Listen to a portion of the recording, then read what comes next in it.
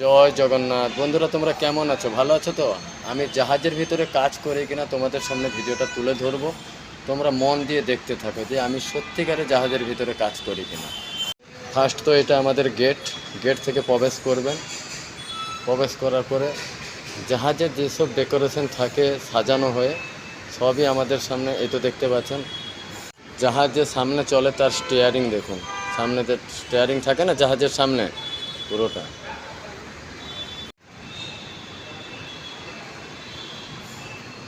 হোটেলের seat capacity হচ্ছে 250 জন। তো আমি বলেছিলাম না যে তোমাদের সামনে যে আমি জাহাজের ভিতরে কাজ করি, তোমরা ভাবলে যে না মিথ্যে কথা বলছে। একটা মুভি আছে, ওই মুভিটাকে দেখেই আমাদের হোটেলটাকে সাজানো হয়েছে জাহাজের মতন।